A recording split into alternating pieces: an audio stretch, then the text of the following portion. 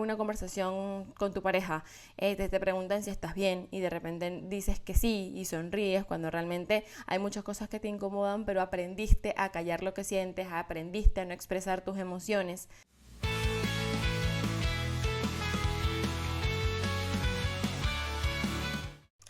Hola, ¿qué tal? Mi nombre es Rosmar Alcalá y bienvenidos a Estamos Juntos en Esto, un espacio en el que te puedes sentir acompañado porque soy fiel creyente de que cuando la carga es compartida pesa menos. Entonces siéntate, relájate, disfruta y recuerda que estamos juntos en esto. Ya estamos de vuelta, no sé si me ven en la cámara un poquito más morena de lo normal.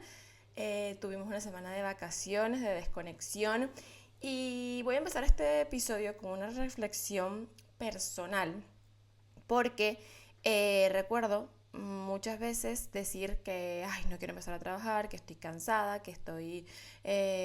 agotada, que no quiero ir mañana al trabajo y mi hermano me dice, cuidado con lo que dices y cómo lo dices porque tu cerebro no distingue, ya lo hemos comentado tantas veces, realidad de ficción. Entonces si tú le dices no quieres trabajar, él no va a asumir de que estás cansada, sino de que simplemente no quieres trabajar allá. Y más bien, gracias a Dios que tienes un trabajo, gracias a Dios que no tienes que salir a buscar trabajo porque estás desempleado o lo que sea, ¿no? Entonces me conecté con el agradecimiento primero por el hecho de haber podido viajar, que evidentemente ya eso se agradece. Segundo, por tener un trabajo al que volver. Y tercero, e igual de importante, porque ese trabajo al que estoy volviendo no me quita paz mental, ¿no? Porque muchas veces también dije, bueno, ojalá tuviese por lo menos 2 semanas seguidas de vacaciones, pero recuerdo que hace un año estaba en un trabajo que me quitaba literalmente la paz mental, que sí pude coger 2 semanas, pero esas 2 semanas no fueron suficientes porque cuando volví al trabajo, o sea, la sensación de angustia, de ansiedad que yo tenía es que no era normal y no se pagaba con esas 2 semanas que tuve de vacaciones, así que agradezco poder volver a un sitio con el que me siento, en donde me siento cómoda, en donde me siento tranquila, en donde no me quita paz mental y que bueno, sí estoy cansada, pero estoy cansada porque pude viajar. Entonces di la vuelta y me empecé a conectar con ese agradecimiento porque a veces nos metemos en un círculo de quejas constante, pero al final de qué nos estamos quejando, ¿no? O sea, estamos quejándonos de que estamos cansados porque, bueno, porque tenemos trabajo. Estamos quejándonos de que, no sé, tenemos que volver al trabajo, pero tuvimos una semana de vacaciones. Entonces, yo aquí no digo, no estoy tratando de decir de que no nos quejemos o de que no digamos que estamos cansados porque hay que expresarlo, pero que no nos quedemos atrapados en la queja, sino que le demos una vuelta a por qué viene esa queja y si viene por algo que disfrutamos, que nos pudimos pagar, que pudimos o que tuvimos un tiempo libre y lo pudimos disfrutar, que nos conectemos con esa parte de agradecimiento. Y ya dicho lo dicho, estaba pensando porque hace un tiempo hay una clase que yo recuerdo mucho de psicología de la carrera, que estábamos hablando sobre algunos traumas en la infancia, bueno, no directamente traumas, ¿no? Sino como que heridas de la infancia que luego se manifiestan en la vida adulta. Entonces íbamos haciendo como la comparativa de cómo se veía en la infancia y cómo se podía manifestar en la vida adulta y que a nivel general eran un poco como las más comunes que llegaban a terapia, ¿no? Entonces habíamos visto varias de ellas y como que identificando cómo se veían luego ya en la vida adulta esa herida que en algún momento vivimos en la infancia. Y son situaciones cotidianas de la vida que no sabemos de dónde viene y cuando empezamos a echar para atrás, ver cómo era nuestra relación con nuestras figuras de apego, que no solamente son nuestros padres, que a veces decimos, no, es que nuestros padres sí, bueno, ellos obviamente tienen un gran influencia en nuestra infancia y en cómo nos trataron y en cómo nos comportamos en la relación familiar, pero también entran allí nuestra familia, nuestros amigos, nuestros profesores, incluso nuestro círculo cercano, ¿no? Entonces, cómo era nuestra relación con ellos influye mucho en cómo o en muchas cosas de la vida adulta. Por ejemplo, alguien te pide que hagas algo y tú no quieres, pero dices que sí. Por ejemplo, vamos, ay, acompáñame a tal sitio y tú de repente tenías que hacer otra cosa en casa o tenías un compromiso o tenías ese día directo, o sea, exclusivo para descansar porque vienes muy agobiado por el trabajo o lo que sea o por la universidad, pero dices que sí como por no quedar mal. Son situaciones que van de algunas experiencias que hayamos vivido en nuestra infancia y que luego en la vida adulta nos cuesta decir que no, nos cuesta poner límites O por ejemplo, en una conversación con tu pareja, te preguntan si estás bien y de repente dices que sí y sonríes cuando realmente hay muchas cosas que te incomodan, pero aprendiste a callar lo que sientes, aprendiste a no expresar tus emociones. Tienes culpa también incluso por descansar, porque parece que siempre tienes que mantener una vida productiva, o en un grupo de amigos te cuesta decir lo que sientes o decir una opinión porque te da miedo que te rechacen, que te saquen del grupo, que te vean mal o que no estén de acuerdo contigo. Entonces son circunstancias normales que en algún momento creo que todos hemos vivido, pero no sabemos de dónde vienen o por qué vienen. Entonces en este episodio vamos a hablar de... Antes de decirlo, síganme en redes sociales, @estamos juntos en esto, en Instagram y en TikTok, y suscríbanse para que les llegue todas las notificaciones. Entonces, en este episodio vamos a hablar sobre las 3 heridas de la infancia que más se repiten en la vida adulta. Esto es un poco general, esto no, como siempre digo, no son diagnósticos, son generalizaciones por cosas, por patrones o por la cantidad de personas que en algún punto van a consulta por un motivo específico. Entonces, bueno, evidentemente hay estadísticas que se sacan de cuáles son las más comunes y luego por qué se generan, ¿no? Entonces hoy voy a comentar en esa clase de psicología que les comenté, vimos varias, pero yo me he quedado con 3 y son las que vamos a mencionar ahora. Hay varias, pero vamos a comenzar con estas 3. Y la primera es la herida del rechazo, ¿no? Por ejemplo, estás en una conversación con tus amigos, quieres comentar algo o incluso lo comentas y te das cuenta que nadie reacciona, que nadie responde, que siguen conversando y tal. Y a lo mejor no piensas que fue un comentario y ya está, que no pasó a más, sino que empiezas a darle la vuelta y decir, bueno, ¿qué hice? ¿Será que me pasé? ¿Será que dije algo que no debía? ¿Será que molesté? Entonces empiezas todo el rato a sobrepensar eso. O vas a compartir una idea con alguien y antes de decirla ya dices, ay, no, seguro no es tan importante. O sea, te autocensuras a ti mismo, ¿no? Y eso puede reflejarse que cuando éramos niños no nos sentíamos valorados, no nos sentíamos aceptados por lo que éramos realmente, ¿no? Tal vez puede haber sido que tenías un papá muy crítico o una mamá que solamente te abrazaba si te portabas bien. Entonces de adulto te cuesta ser tú misma por si no te aceptan, te cuesta creer que te pueden querer por cómo eres y por lo que eres, y te autocriticas incluso antes de que lo hagan otros. Entonces es como vivir con una lupa interna que señala todo lo que haces mal antes de que los demás lo hagan, ¿no? Se te genera como un método de defensa de prefiero no decirlo para que no se molesten, prefiero no hablarlo para que no se incomoden, prefiero no. Entonces te vas callando tú, te vas autolimitando tú y vas pensando siempre y en todo momento que el que tiene el problema o el que está mal o el que no debió haber dicho lo que dijo fuiste tú. La segunda herida es la herida del abandono y esta la he visto muy común en redes sociales con el tema porque al final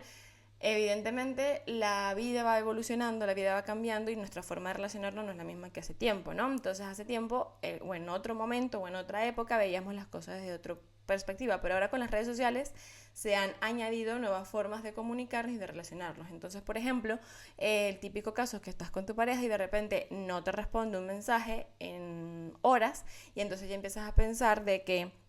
a lo mejor ya no me quiere, se habrá enfadado, habré hecho algo mal, habré dicho algo mal y te pasas todo el día pensando y repensando que qué pudiste haber hecho mal o qué pudiste haber dicho para que la otra persona se molestara y no te detienes a pensar que quizás está ocupado y que por eso no te responde los mensajes. O sea, no hay una evidencia, pero el miedo se apodera de ti. Igual pasa con las amistades. Mandas un mensaje y un amigo de repente tarda en responderte y piensas enseguida que está enfadado, que ya te hizo a un lado y si ves que por X o por Y sale con otro amigo, pues ya te reemplazó y esto es importante porque al final nos achacamos la culpa a nosotros mismos y digo nos achacamos porque en algún momento yo siento que era esa persona que pensaba de que, ay, si no me responde es porque ya, no sé, le pasa algo conmigo, me ponía a sobrepensar y me di cuenta que al final, y sobre todo en esta vida adulta, cada quien tiene su tiempo y su momento y no tiene que ver directamente contigo, no tiene directamente que ver con uno que esa persona no haya respondido en un momento puntual. Entonces, es trabajar en quitarnos ese miedo de saber quiénes somos y el lugar que ocupamos en la vida de nuestras personas importantes y que en el amor, o sea, no somos reemplazables, o sea, en un grupo de amigas, no porque una persona o una amiga tuya tenga más amiga, quiere decir que te reemplace. Cada amiga tiene un lugar importante, especial y único en su vida, o en tu vida, y no implica que porque tú tengas más amigas o porque tu amiga tenga otras personas, pues ya te va a reemplazar, te va a cambiar, te va a olvidar. Y eso es algo que evidentemente uno tiene que ir trabajando poco a poco porque va arraigado a miedo al abandono, a inseguridades de la vida pasada, a situaciones que uno haya vivido en el que se haya sentido desplazado, y evidentemente vamos cargando con eso y se expresa de esa forma, ¿no? Y vivir así es bastante agobiante porque estás todo el rato pensando que hice mal, porque se enfadó, porque no me responde, ¿será que ya no me quiere? ¿Será que tal? Entonces pareciera que necesitáramos una comprobación constante de ese cariño. Y eso puede generarse de haber vivido una infancia en donde a lo mejor sí que estaba mamá y papá, pero no te sostenían emocionalmente cuando lo necesitabas. Sigo diciendo, esto es algo un poco general, pudo haber sido mamá y papá, pudo haber sido una situación puntual en el colegio, con algún familiar de apego, abuela, primo, o sea, se pudo haber generado en ese círculo de apego, pero es una necesidad de que querías o necesitabas a alguien disponible emocionalmente y no lo tuviste. Entonces de adulto vives con constante miedo a que te dejen, te vuelves dependiente emocionalmente y haces todo para evitar conflictos, o sea, te vuelves como súper complaciente porque tienes miedo de que la otra persona se aleje, te deje o tal. Y al final son personas que somos a lo mejor mucho más vulnerables o que podemos ser incluso víctimas de maltrato psicológico porque estamos todo el rato esperando o pensando que la otra persona no se vaya a molestar y saltamos incluso nuestros propios límites. Y la tercera herida es la humillación. Típico que te estás comiendo algo, por ejemplo, y la persona te dice, ay, no te vas a comer todo eso, después te estás quejando de tu peso, o ay, mira, estás súper gordita, o ay, estás demasiado flaco. Yo recuerdo una vez que teníamos un grupo de amigas y yo recuerdo que una amiga se me acercó y me dice, es que estás demasiado flaca, pero con un aire un poco despectivo, ¿no? Lo noté. Y sí, yo estaba demasiado flaca, pero estaba demasiado flaca porque estaba pasando por un proceso de ansiedad en el trabajo, no estaba comiendo bien, literalmente era, me paraba, vomitaba y me ponía a trabajar, o sea, por eso yo ya no negocio los trabajos que no me den paz mental porque he pasado episodios bastante complicados y no voy a volver a negociar eso. Entonces recuerdo que esa persona hizo ese comentario que a lo mejor en su mente era lo más normal del mundo porque a lo mejor ella en algún momento también lo había recibido, pero para mí fue fuerte porque aparte viene de una amiga y luego decirme estoy demasiado flaca, sí estoy flaca porque estoy pasando por un proceso de ansiedad fuerte, porque estoy vomitando, porque no estoy tolerando del todo la comida y no he podido lidiar con eso de la mejor manera porque necesito el empleo. Entonces era esa lucha interna, ¿no? Y así como todos los demás, o sea, por eso yo siempre digo, no pueden, o sea, la gente no tiene derecho a opinar por el cuerpo de los demás, o sea, no es justo. La gente tiene espejo en su casa, la gente sabe cómo está, si ha subido unos kilitos de más, si ha bajado unos kilitos de más, si tiene arrugas, si no tiene arrugas, o sea, la gente sabe cómo está, tiene espejos en su casa, no hace falta que tú vayas a decirle, ay, es que me parece que estás como más gordita, ¿no? Ay, pero mira, me parece que estás muchísimo más delgada, te ves mejor así. No, o sea, la gente sabe cómo está su cuerpo y